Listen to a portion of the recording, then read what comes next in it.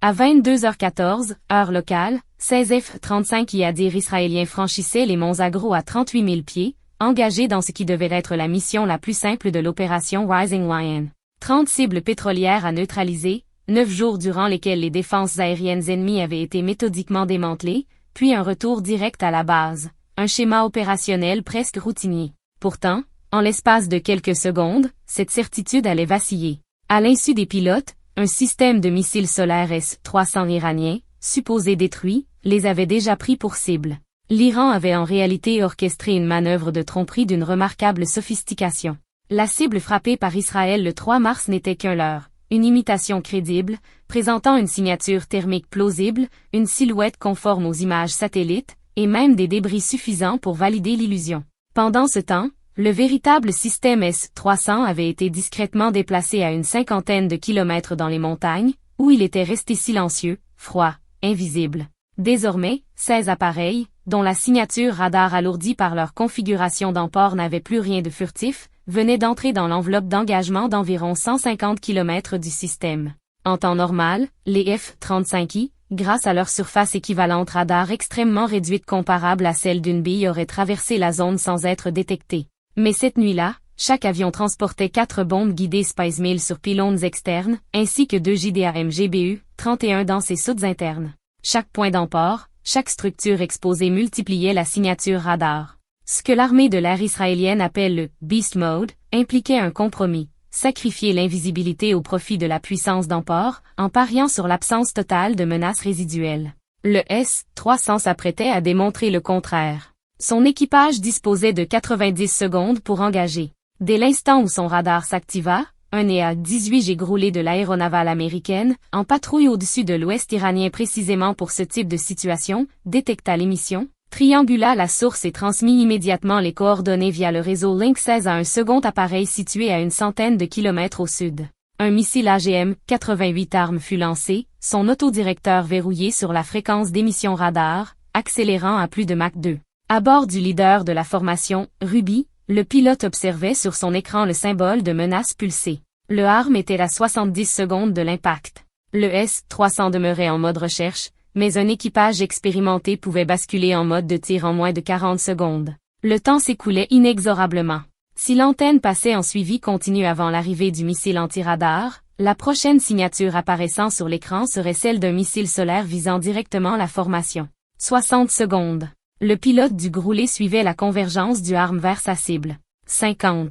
Le rythme des impulsions radar du S-300 s'accélérait, signe d'un balayage plus précis. 40. Toujours en recherche, pas encore en verrouillage. La formation poursuivait sa trajectoire vers l'est, suspendue entre deux issues possibles, l'éclair de l'impact du arme ou celui du départ d'un missile adverse. Finalement, le arme frappa l'antenne à Mach 2,1. En une fraction de seconde, un système de défense aérienne estimé à 115 millions de dollars fut anéanti dans une explosion illuminant la crête montagneuse comme une aurore artificielle. 9 jours de patience, et 4 secondes de trop pour l'équipage iranien. Ils n'eurent jamais le temps de passer en mode de tir. Pourtant, au-delà de la destruction immédiate, la leçon demeurait. Dégradé et détruit se révélaient être des notions fondamentalement différentes. Si un seul S-300 avait survécu en restant dissimulé, la véritable question n'était plus de savoir si d'autres existaient, mais combien. Cependant, une autre préoccupation pesait sur les pilotes, plus insidieuse encore que la menace des missiles. La distance séparant la base de Nevatim de Téhéran était de 1800 km et autant pour le retour. Jusqu'alors, ce type de mission impliquait un ravitaillement en vol assuré par des KC-707 évoluant au-dessus de l'ouest irakien.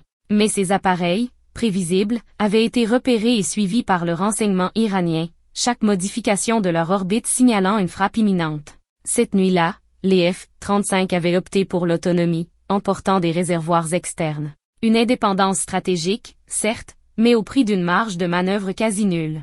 La situation équivalait à traverser un désert avec juste assez de carburant pour atteindre la prochaine station.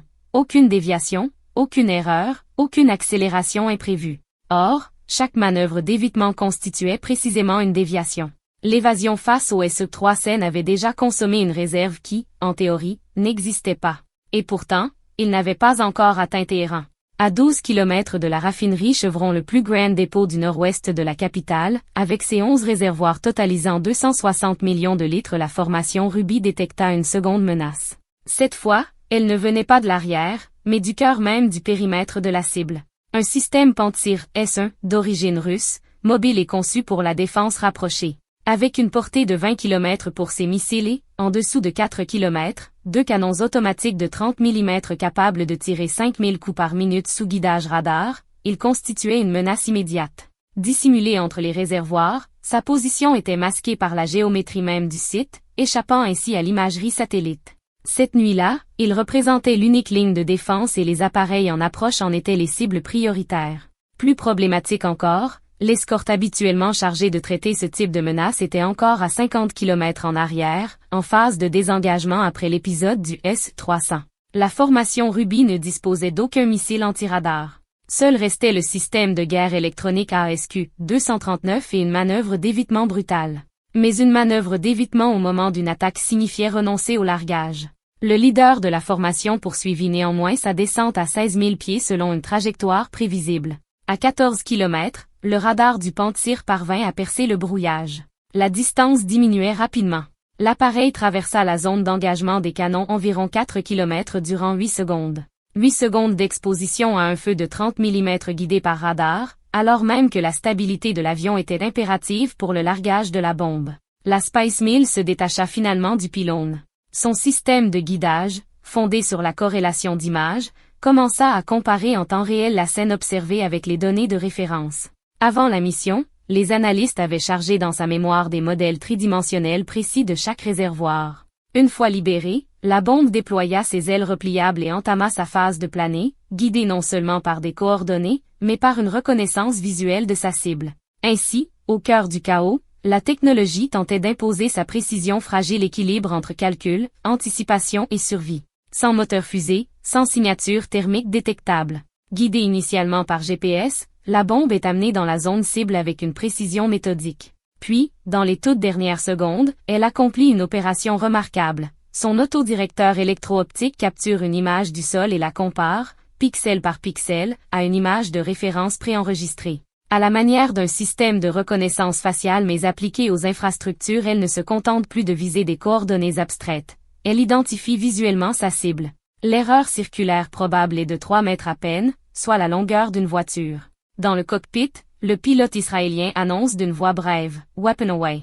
Immédiatement, il amorce une manœuvre d'évitement brutale, virant à droite avec une violence calculée. Les leurres infrarouges jaillissent par paire des lanceurs, tandis que la combinaison anti-G comprime ses jambes sous l'effet de la manœuvre.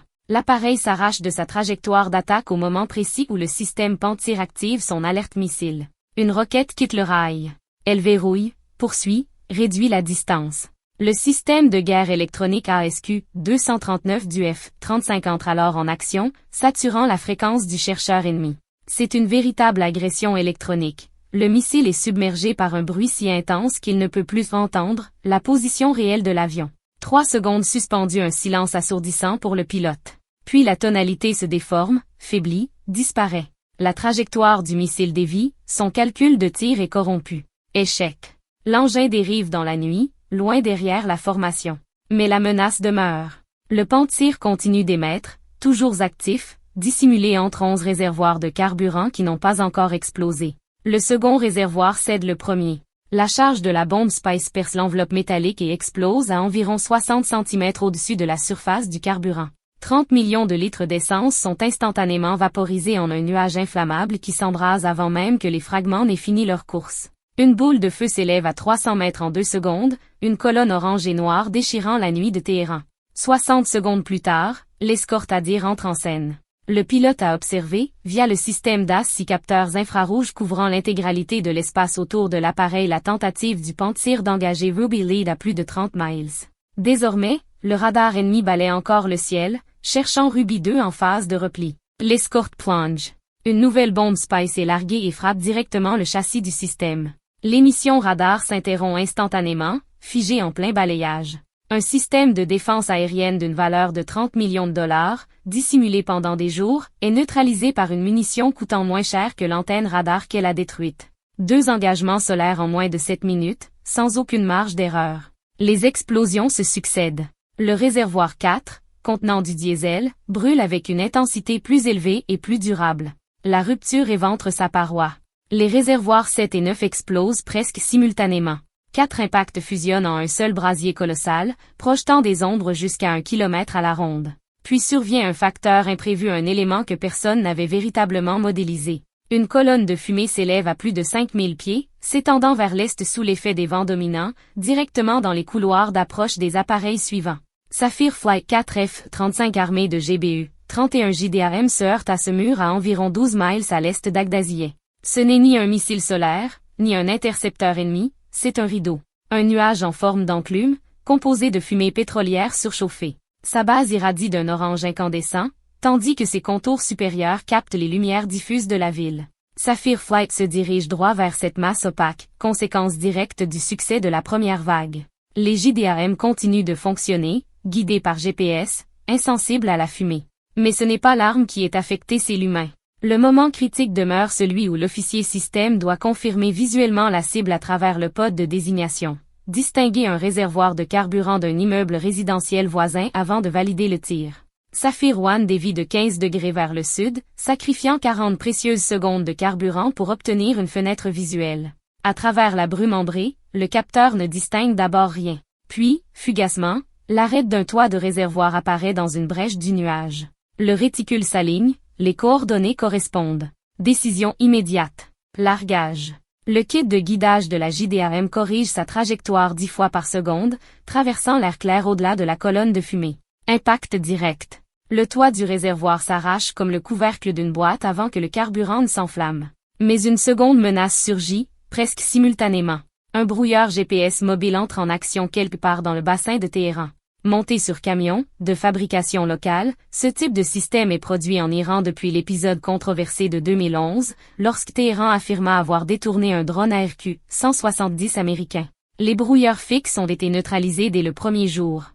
Mais les unités mobiles changent de position toutes les quelques heures, échappant encore à la détection. Un bruit parasite intense envahit les fréquences L1 et L2, les bandes GPS sur lesquelles reposent toutes les GBU 31 du dispositif. Les bombes Spice disposent bien d'un guidage électro-optique de secours, mais celui-ci est déjà sévèrement dégradé par les fumées épaisses issues des incendies pétroliers. Ainsi, en quelques minutes, la supériorité technologique se heurte à une réalité plus complexe, celle d'un environnement saturé, chaotique, où chaque avantage engendre une nouvelle contrainte, et où la précision absolue devient un combat à part entière.